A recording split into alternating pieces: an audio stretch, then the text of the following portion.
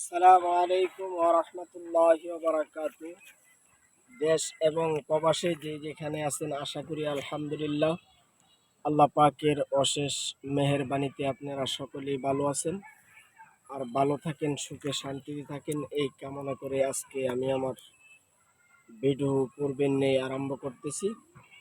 তো আজকে আপনাদেরকে নিয়ে আসছি সবুজ শ্যামল এক নীলাভূমিতে। তো আমি জানেন আপনি গাছগাছালি নিয়ে এবং তরুলতা নিয়ে একটা গবেষণা করি গাছগাছলা নিয়ে। তো আজকে তেমনি একটা গাছ বন পেয়েছি যার গুণাগুণ বলে শেষ করার মতো নয়।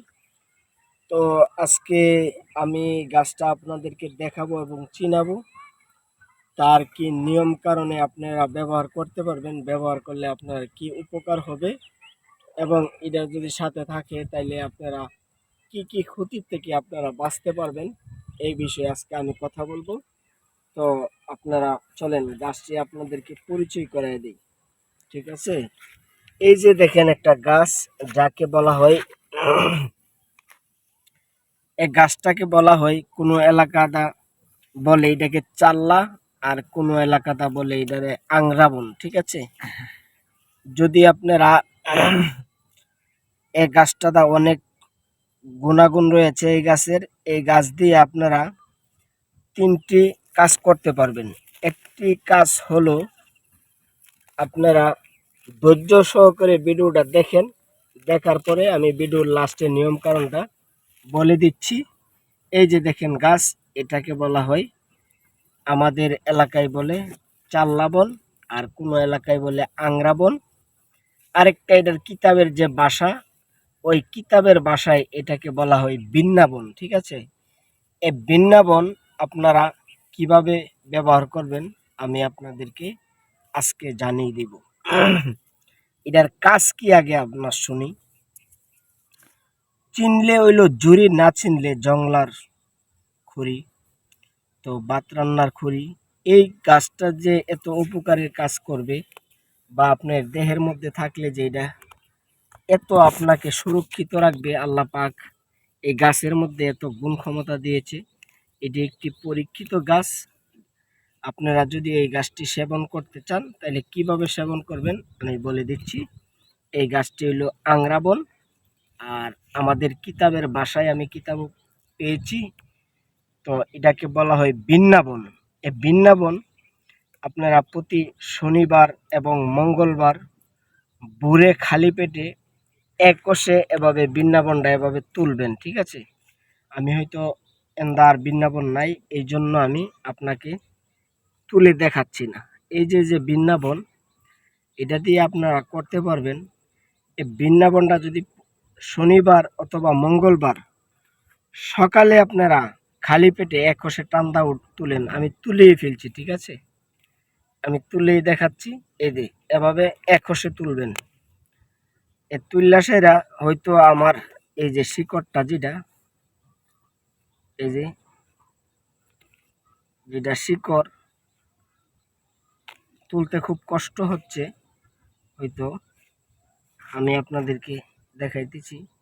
এই যে যে শিকড়, এই যে শিকড়টা এই যে বৃন্দাবনটা একশে টান্দা তুলবেন শনিবার এবং মঙ্গলবার তুলে, এই যে বৃন্দাবন এটা তুলবেন। তুইলা সেরা শনি অথবা মঙ্গলবারের সকালে খালি পেটে আপনারা একশে টান্দা তুলবেন বৃন্দাবনটা। বৃন্দাবনটা এভাবে তুলবেন, তুইলা সেরা এভাবে একটি তাবিজও ভরবেন। তাবিজও বইরা তাবিজটা কোমরে রাখবেন। কোমরে রাখার পরে আপনার কি কি উপকার হবে আমি বলি। যদি আপনারা কারো তুলা রাশি চেক করার ইচ্ছা থাকে, এই তাবিজটা সামনে রাখবেন, ওকে বলবেন এভাবে মাটিতে হাত রাখতে। হাত রাখলে বৃন্দাবনের কত শক্তি আপনারা দেখতে পারবেন। হ্যাঁ, যত ইচ্ছা করে আপনারা রাখবে, আপনার এভাবে টান দিয়া এ তাবিজের কাছে নিয়ে যাবে। আর কি কাজ হবে এটা দিয়ে?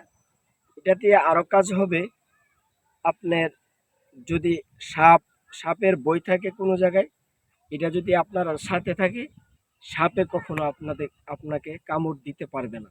এই বৃন্দাবনের গোড়াতে শিকড়ে আল্লাহ তাআলা এমন গুণ ক্ষমতা রেখেছে। আরেকটা কাজ করতে পারবেন, অনেকের আছে শত্রুতামি করে লোকেরা। শত্রুতামি যদি করে, যদি জানেন যে আপনার বান দেওয়ার অথবা তাবিজ টুনা করার সম্ভাবনা আপনাদের রয়েছে, তাইলে বৃন্দাবন আগেরই নিয়মে প্রতি শনিবার এবং মঙ্গলবার ভোরে খালি পেটে এক কষে বৃন্দাবনটা তুলবেন। এ তুল্লা সাইরা কি করবেন, এই যে আমি যে 3টা শিকড় নিলাম, এই যে 3টা শিকড় দেখতে পাচ্ছেন, এই 3টা শিকড় এভাবে বলবেন, ঠিক আছে? বললা সেরা তাবিজের ভিতরে ঢুকায়া আপনাদের এই যে কোমরে রেখে দিবেন, ঠিক আছে? বিসমিল্লাহ করে ঢুকাবেন, ঢুকায়া এই বৃন্দাবনটা আপনারা কোমরে রেখে দিবেন একটা লোহার তাবিজে ভরে। তাহলে আপনি উপকার পাইতেছেন 3টা। একটা হলো আপনাকে কোনোদিন সাপে কামড় দিবে না। 2 নম্বর কথা, আপনাকে কোনোদিন কেউ জাদু টুনা দিতে পারবে না এবং তাবিজ টুমারি করতে পারবে না। নাম্বার 2। নাম্বার 3, যদি তুলা রাশির লোক আপনারা চেক করতে পারেন, তাহলে চেক করার যদি কোনো ইচ্ছা হয়, যে তাবিজের ভিতরে পড়ায় তাবিজটা মাটিতে রাখবেন, খুইলা খুইলা রাইখা বলবেন যে হেরা হাত পাতার জন্য, হাত পাতলে দেখবেন এভাবে টান দিয়ে নিয়ে যাবে, তাইলে বুঝবেন কি তার তুলা রাশি, ঠিক আছে? তো আমি বরাবরের মতোই আমার চ্যানেল যারা ফলো করেন এবং দেখেন, প্রবাসী ভাইদেরকে আমি জানাই আন্তরিক সালাম। তারা আমার ভিডিও অনেক দেখে এবং আমাকে ফোন দেয়। আমার কাছ থেকে বিভিন্ন ট্রিটমেন্ট তারা নিয়ে থাকে। অনেক ভিডিওতে রিভিউ দিয়েছে তারা। তো তাদেরকেও ধন্যবাদ।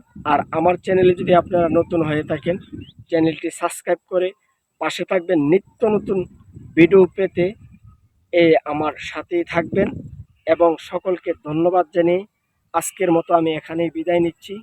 যদি বেঁচে থাকি পরবর্তী কোনো ভিডিওতে আবারও দেখা হবে, সেই পর্যন্ত অপেক্ষা করার জন্য আজকের মতো এখান থেকে বিদায় নিচ্ছি। আসসালামু আলাইকুম ওয়া রাহমাতুল্লাহি ওয়া বারাকাতুহু।